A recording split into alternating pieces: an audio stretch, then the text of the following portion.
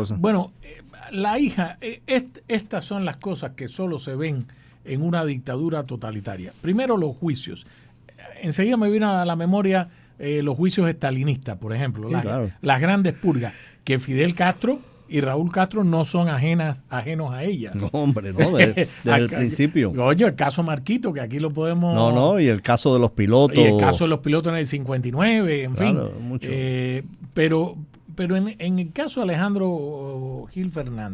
Alejandro Miguel Gil Fernández, el ex viceprimer ministro del gobierno castrista y ministro a la sazón que era de Economía y Planificación, fíjense la perversión. La hija levantó la voz, pidió primero que el juicio fuera abierto, segundo que dejaran entrar a la prensa, después dijo que su padre no era un espía. Y que si espiaba no era para otro estado. Eso lo dijo su hermana. Qué cosa más rara esa, ¿no? Que a lo mejor lo que traficó con documentos de una de otras empresas. Corrupción. La corrupción era en cualquier régimen totalitario. En China fusilan, le cortan la cabeza. Entonces, a la hija no la dejan. Primero el juicio había dicho el propio régimen que iba a hacer en la sala de delitos contra la seguridad del Estado, que tienen ahí, creo que Andrés, tú y yo que somos de La Habana Vieja. Donde estaba antes el edificio del Diario de la Marina, donde está Granma ahora. ¿Dónde está Granma o Juventud Rebelde? Juventud Rebelde. Frente al Capitolio. Frente a quien conozca La Habana, mismo, esa área de La Habana. Bello edificio ese. Bello edificio. Y entonces, ¿qué fue lo que pasó hoy?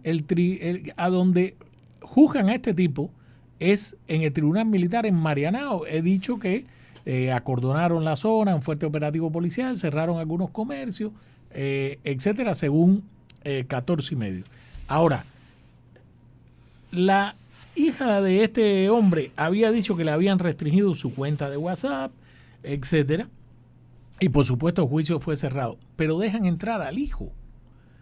Es como si fuera una cuota. Me van a juzgar, entonces mi familia no puede entrar. Señores, en cualquier país democrático del mundo, eso es una violación flagrante de los derechos, del habeas corpus, de todo, de lo que fuera. Entonces, el problema del caso Alejandro Gil Fernández es que como juicio sumario al fin, porque lo tuvieron detenido más de un año, ¿ok? Y entonces le fijan la fecha de juicio de la noche a la mañana, ¡pam!, para este martes, hoy. El caso es que evidentemente no quieren ni que haya una exhibición. Dos, como es un caso que ya sabemos cómo va a ser juzgado, hasta probablemente podemos calcular la sentencia, el único juicio, los juicios televisados de Fidel Castro eran cuando tenía el control.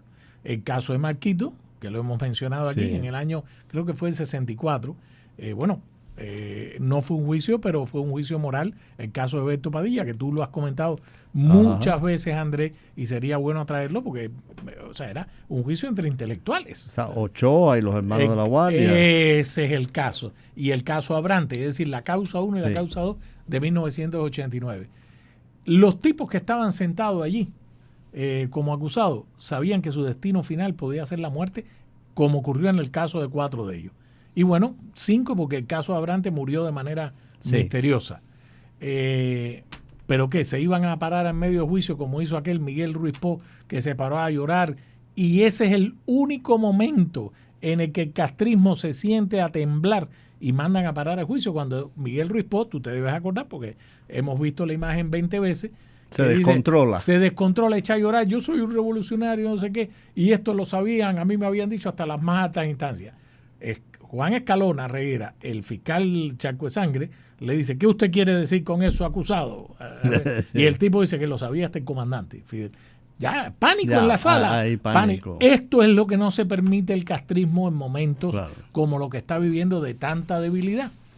Y como tú dijiste el otro día, Andrés, y creo que tienes toda la razón, esto es para tratar de tapar un hecho, que es la realidad. Y más con Melissa, con el paso del huracán Melissa. Y pienso en otra cosa. No sé por qué. A lo mejor es una premonición paranoica o que está hablando mi deseo más que todo. No sé por qué yo presiento o puedo ver que quizás este juicio termina embarrando de manera significativa a Díaz-Canel. ¿Por qué? En primer lugar, públicamente no. En primer lugar, bueno, aquí vamos.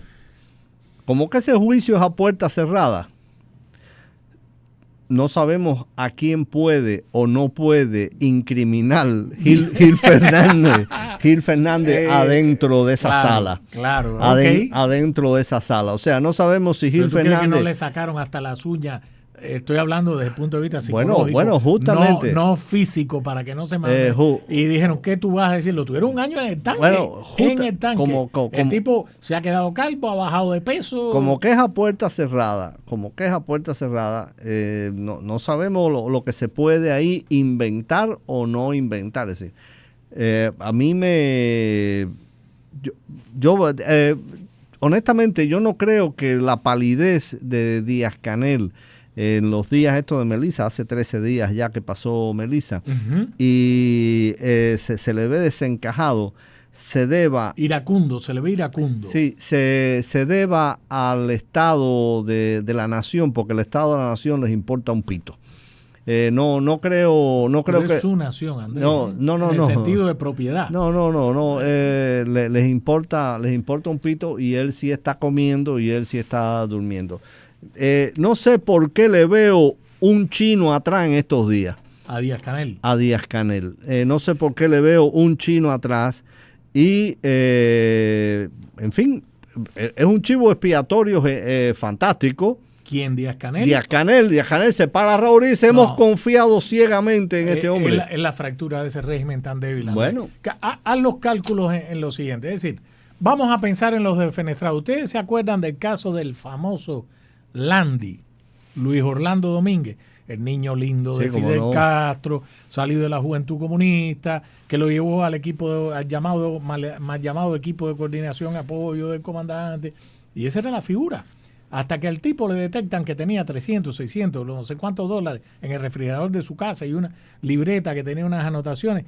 El tipo estaba metiendo mano como cualquiera de los regímenes, de los personajes de los regímenes totalitarios que se la buscan por al lado. Porque ¿quién es el gran corrupto y corruptor de ese régimen? Fidel Castro y Raúl Castro, que no carecen de nada. Tienen islas, tienen yates, tienen aviones. Bueno, en fecha tan reciente como la época de los juicios de Ochoa y de los de La Guardia, yo recuerdo, y esto salió en el testimonio de Ochoa que se vio en la televisión cubana, que hay un momento donde le preguntan a Ochoa si él se corrompió, si él cogió dinero, y Ochoa ha dicho estas palabras: yo no tengo dinero, si yo lo que tengo es un Lada, un carrito y una casa. Dijo, y una tierrita de $100,000 en Panamá. ¿Cómo? Espérate. ¿Cómo? Espérate. Tener $100,000 en un banco de Panamá en la Cuba de 1989 era tener una tierrita. Entonces, si eso es una tierrita, imagínate lo que tendrá un Guillermo García, lo que tendrá un Fidel Castro. Un Fidel, Raúl. No, Fidel lo tiene, la fortuna de Fidel. Cabía en el bolsillo de su camisa, dijo. Claro, porque estaba en un chip. Claro. Vamos a la pausa y regresamos, porque este es tremendo tema.